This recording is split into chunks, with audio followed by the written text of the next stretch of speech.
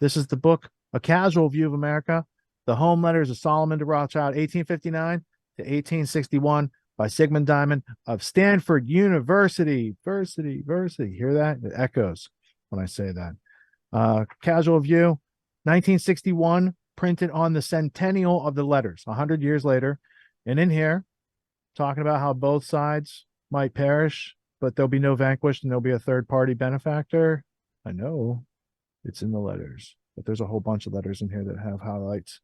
So we're getting to it. Oh, Phrygian cap. Look at that. Didn't we cover that in a tweeter earlier with TrueStream? Rothschild's visit to the United States, supporting the Confederacy, convinced the universe, Rothschild, Napoleon. There's a whole bunch of clips in here. All right, so let's go to the letter, because I know it's in the letter. I don't want to go to the summary of the letter. I want the actual letter, and it should be, coulda, woulda, shoulda. It's later in the book. Here we go. All these pages. Here we go. Boom. Two reasons push the people of the North to seek to destroy. So remember how we've been hearing about these extreme sides, whether it's during the Frankfurt School days or, so there's they're blaming capitalism and said fascism rises in capitalism, and they were Marxists primarily. This is their process. Right. This guy, Solomon, was 27 when he came here. He was supposed to open a Rothschild Bank in America. He passed away at a young age. They had to continue having August Belmont run their operations. And guess what he did as his pastime, Tony? That's right. He was the chairman of the Democratic National Committee. Good answer. New Orleans, 28th of April, 1861. Having been in both the North and South and having heard all the conceivable arguments in favor of each side, I had the desire to form a completely independent opinion. The abolitionists were extremist Republicans. The fire eaters are secessionists. The extreme Democrats. Fanaticism and extremist parties always win out. And exactly as I expressed in my forebodings to you a long time ago, abolitionism on the side and secession on the other dragged along the moderate neutrals despite themselves. So people get dragged along because these extremes are forming, Tony. This is how they get into civil war. Two reasons push the people of the North to seek to destroy slavery by any means. The first, which was advanced by those who wished to dazzle, to win over the chivalrous hearts and to gain the sympathies of Europe, was a simple humanitarian reason. Like, this dude's a decent writer, right? He's writing, these are family letters. He's just writing to his family. In a free country like America, there must be no slaves, and complete equality must reign over in all ranks of society. The proof that this reason is not sincere is that the abolitionists spent millions to incite uprisings among slaves or to induce them to flee their masters, but let them die of hunger when they were free and gave them no means of improving themselves morally. But the real sentiment that guided them, and that they did not dare to admit at the time, was the spirit of leveling. Everybody must be equal in abjection. They cannot tolerate someone in the South having 200 arms for his use while they only have their 2. This sentiment was the first seed of the social revolution, which at this very moment is taking great strides behind the political revolution. The cause of the South had many supporters in the North, but these supporters were more inspired with self-interest than one believed. Than one believed. They knew that with the support of the Southern states, they could retain power. This state of affairs might have lasted for many years if the two divisions, North and South, the Democratic Party, had not split at the last convention. Each supporting a different candidate, they abdicated power to a third thief, Lincoln, the choice of the Republicans. The Republicans were the abolitionist party. They were created as an abolitionist party. The Cotton States understood that there could be nothing more for them, no security in a union which the chief of state and all its ministers were their most implacable enemies. They succeeded. Unfortunately for them, secession had handled, as everything is handled on this continent, illegally and boastfully, and their braggadocio alienated many moderates and prevented the slave states of the center from joining them immediately. But wait, there's more. Here's the crescendo. This flips several pages ahead, but it's the same letter. I'm pretty sure. April 28th, 1861, page 123. If 12 million people want to secede, you cannot stop them. So the war that the North is going to wage against the South is an unjust, barbarous, fratricidal war. From the position of Solomon de Rothschild. The North and South will attack each other like two locomotives under a full head of steam meeting on the same track. Nothing will be able to satiate the brutal passion for vengeance but death and destruction. Also apply this to current events, not just history. When the two sections have exhausted all their resources, when they have seen the flower of their youth die, when millions have been engulfed in the bottomless pit of civil war, they will find themselves again at the same point from which they started, but now, moreover, with a yawning gap between them. It will be necessary to end the war, to write a treaty, to grant mutual concessions, for no matter who the conqueror will be, there will be no vanquished. Each side will struggle to the bitter end for the rights it claims to have. That was the point that brought us into the quote. And see, looking around in the book, in the manifestation of political disputes, how there's sort of like underlying philosophical assumptions. But at this point, Hegelian philosophy had taken over most of the continental tradition, and I'm sure it's impregnated this thought in sort of dialectical fashion in most of politics and ethics. It's sort of like a historical viewpoint of the playing out of the way nature sort of dissects itself into polar opposites and then has a synthesis from there. And sort of like the machinations, the financial forces can manipulate that trend, the manipulation of history, quite literally. See themselves as God manipulating the force by which the universe constructs itself. Hegelianism, I think the universe constructs itself through synchronicity sometimes, because it's not based on contradiction. That's the assumption Hegel makes, but it's not, and that's where Hegel was fundamentally wrong. Well, from that in many reasons, we have to be careful about that. All right, so this is 1861. The next book I was about to show you, that I planned to show you, is also 1861. So that's an interesting coincidence that just happened there, Tony. So we go from a casual view of America, the letters of Solomon de Rothschild, to a book titled The Revival of Israel, Rome and Jerusalem, The Last Nationalist Question, by a guy named Moses Hess. Now, this book is a very rare book.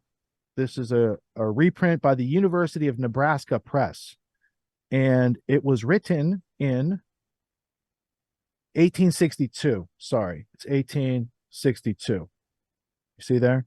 Mm-hmm. And it deals with topics like Zionism. The first printing of this reprint was 1995. So if we go to a couple pages in here that are, worthy, because the Temple of Jerusalem, is that Al-Aqsa Mosque now? Yeah, is that a thing in the news today? All right, so this is page 114. Dome of the Rock, upon which Al-Aqsa Mosque is built. This is and following it's a shared along, sort of like religious site for both Islamic and Jews, and it's in Jerusalem. And there was a conflict get to that part there. Of the news. Yeah, We're just laying history. So this is page 114 of the reprint from 1995 of Rome and Jerusalem, The Last Nationalist Question. So Moses Hess is the author, and they are pondering where to have a home for the Jews. And by this time, Britain has, in 1840 or 1841, already had a declaration of declaring Palestine as a place for the Jews to take refuge. So this was a British Empire problem that they were helping to solve with the Zionists. And this is hypothesizing how they could get a state of Israel kind of done.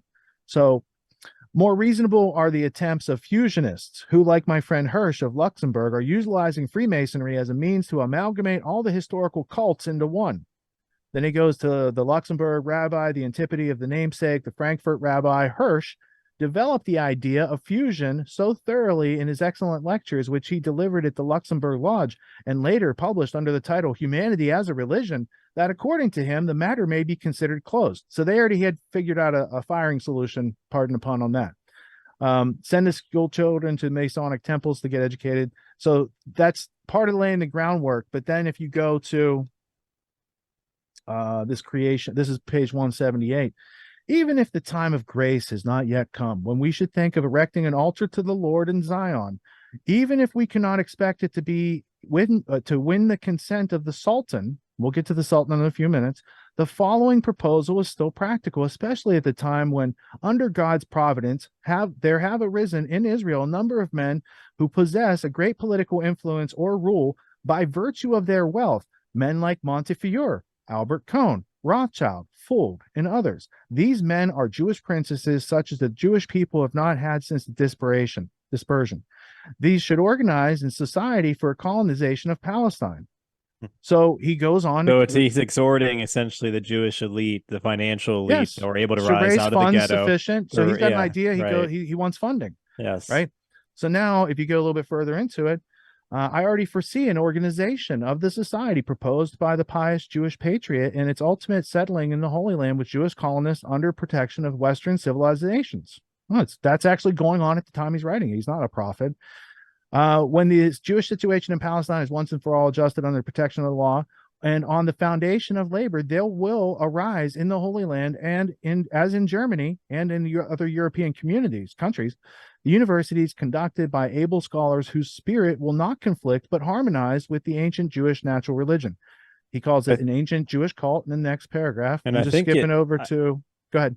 I think real quick, just to add a little bit of context, I think it was in the 17th century, Sabbatai Zevi and other messianic movements that, in a theological context, brought forth the idea of this sort of burgeoning nation state, this nascent nation state, where they sort of would manifest not only the messianic conclusion of the theology inherent in Judaism, but also gain access back to the Holy Land. And so that sort of like brings in a mystical, in a mystical sort of way that the seeds were laid, essentially, or cultivated for then a secular reinterpretation of the 19th century you get from Chaim Weizmann. Tony knows his timeline of Zionism, doesn't he? All right, so studied it enough. Page 177. The crust will not be melted by the fire of Jewish patriotism. It can only be broken by an external pressure under the weight of which everything else which has no future must be given up for its existence. Just saying that exists. That's 1862. He's not a prophet. He's working with people with business plans to make something happen here. All right, very quickly. That next quotes do you see there? Yeah. And they're in both contradiction to orthodoxy, which cannot be destroyed by an external force without at the same time endangering the embryo of Jewish nationalism that slumbers within it. The hard covering that surrounds the hearts of our cultured Jews will be shattered only by a blow from without, one that world events are already preparing, and which will probably fall in the near future.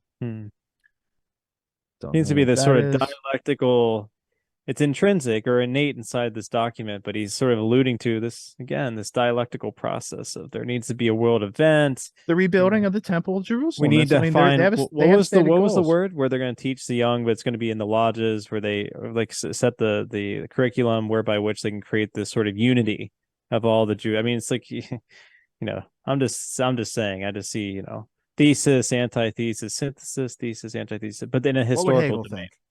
I want to get a t-shirt that says, what would Hegel think of this? It's also very fascinating that the Marxists and the Frankfurt School didn't realize that if you're going to argue that fashion is necessitated out of capitalism, then what's Marxism necessitated out of? Dun, dun, dun. Oh, Hegelianism. Seems like it's one and the same thing. All right, so let's go to this clip from the Center for Jewish History in New York City. It's titled Family History Today, Clandestine Jewish Immigration to Pre-State Eretz Israel. I wanted to tell you that my first researches and investigations on genealogy started really in New York in the early 90s, as I was trying to trace roots of a Jewish family named Katz, which makes everything much more complicated, who immigrated to Israel in the first Aliyah, 1882, and later on went and spread around the world and arrived in New York sometimes in the, I think it was the 50s or 60s. And so I really learned a lot by this research in New York. There was no internet yet, and I was sitting many days in the public library on 42nd Street, and there was Department of Genealogy, and I got a lot of help and I learned a lot. And since then we have achieved a lot of progress in this subject, and also I think that many more people are interested in genealogy, and all the computerizing is helping us, of course, and in that way we can reach much more information and much faster in a rapid way instead of traveling to New York, living on a friend's sofa in the living room and going to the public library every day.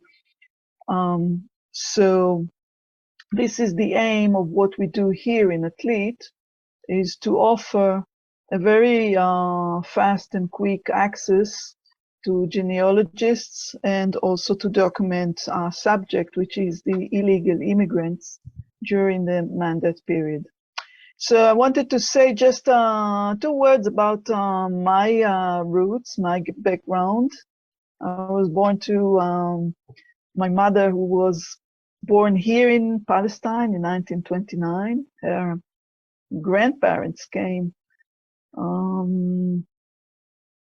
during the Ottoman regime still. My father, on the other hand, was born in Poland, and in 1935, as a young boy, he was just after his bar mitzvahs, I think, came with his mother and his brother and immigrated legally to Israel. They went to kibbutz, and just as I was thinking about this lecture, I realized that, you know, after living in a small shtetl in Poland, and suddenly to be in the fields of Jezreel Valley in Israel, it's a very, very big change. And he became very Israeli. And I'm telling you that also because of the year 1935. 1935 was a very big year of legal immigration to Israel, not just 35, but let's say all the period of the fourth High Commissioner, the British High Commissioner to Palestine, Sir Walkup, his name was, who was, as we like to say in Hebrew, I don't know how you say it in English, was good to the Jews. And he gave, at that time, there was really some 5-6 years of about 220,000 legal immigrants who were coming to Israel from Europe and other countries. And that's why I mentioned the date, the year of my father's Aliyah, immigration, because it was during that time exactly. What brought later on what we call the Arab rebel, or the Arab rebel against the British, because of all these big numbers of immigrants who came legally to the country. At the end, the British also replaced Sir Arthur Walkup with another High Commissioner, and as you know, well, I don't know, I hope you see, but I'm holding here a book that I bought once as a young woman in a second-hand bookshop. And you see, this is actually the report that was written by the Committee of MacDonald that was sent to Palestine in 1936, when this rebel started because of all the quantities of immigrants. And they are given here a report, and later on this report brought to what we call the White Book of 1939 of MacDonald. Yeah. Now, it's interesting to see that the British are operating in one way, and it's regardless to what goes on in Europe at the time. Yeah. 35, Hitler was already in power. 35, the Nuremberg laws. 37, 38, people already, some Jews are already going into concentration camps in Buchenwald, Sachsenhausen, and others. Yeah, so there's like a blockage of the British on the immigration and the illegal immigration, of course, that was formed because of the very low quota of immigration that they have allowed. The British have allowed, and what is going on the other side that is a very, very big need of Jews to leave Europe, and not just Europe, also other places around the world. And at that point, I would say that we are documenting all illegals, not just Europeans. So I'd like to share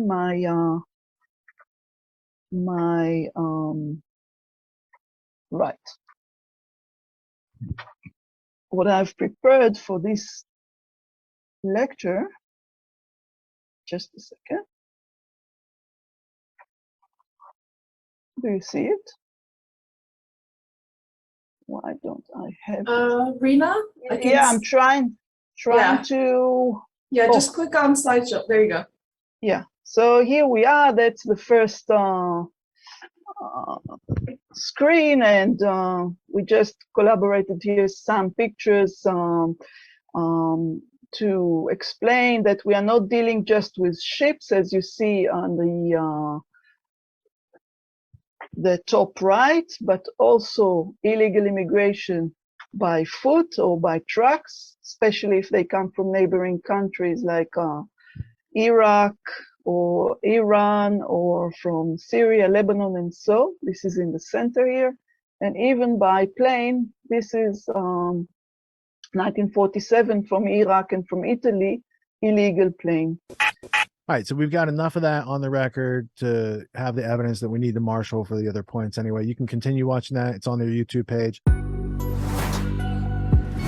What makes the Grand Theft World podcast unique, invigorating, exciting, and informative? Most other podcasts out there are either doing straight up interviews or they're just covering the daily news. They're covering current events from the day they happened. And that is effective. It's useful. It's a great starting point. And then sometimes these current events change during the week past the first story. So we like to give it a little time. You have to wait till some of the dust settles on these stories in order to give them accurate coverage. And the other thing that's really missing in the media landscape is covering the articles that are coming out every day. That's great. That's necessary. But who's bringing in contextual history so that you can understand what has been going on for decades and decades to lead up to the machinations and actions that we see unfolding today? So what we do here on the podcast is we cover current events. Many of these things are censored, but we wait about a week. As a forensic historian, I focused mainly through my career on the history of globalism and collectivism and things that they call maybe the New World Order. There's a lot of facts to these sort of circumstances, groups, events, activities, working groups that they've had over time. So for Grand Theft World listeners, we not only break down the current events, most of which that are censored during the week, we provide you with contextual history, we give you the source notes, the references, we do deep dives, and this really empowers you with an understanding of context and history so that you can make more informed decisions in your life. There's also a community, a membership where you guys can actually ask questions. We can get into the show, we can share evidence. And there's a town hall weekly for Grand Theft World for those who listen to it and are interested in covering the stories that we don't get to during a 6-hour show. Listening to it an hour a day, you could easily consume the week's news, but you're going to have substance and meaning and context and understanding. And with that, you can make higher quality decisions in your life. So if you're interested in more quality in your life, go to grandtheftworld.com, click podcast at the top, and we'll see you there. Thank you. These allegations are false. This isn't Grand Theft Auto, folks. This isn't a video game. What are the most surprising things that you discovered once you started pulling on that thread? Who he was connected to, what institutions he was influential over, what events he participated in? Come on, man. What are we talking about? Come on, man. No. You don't have to think about it, dude. I got this quote because you said you didn't know much about Klaus Schwab. I made it my job to, as soon as this happened, I'm like, okay, this guy's their front man. Let me learn about the official history of the World Economic Forum. I got their 40-year history. I got every book that Klaus Schwab has written or ghostwritten. I went through those books. This is one of the most interesting passages. Come on, man. Come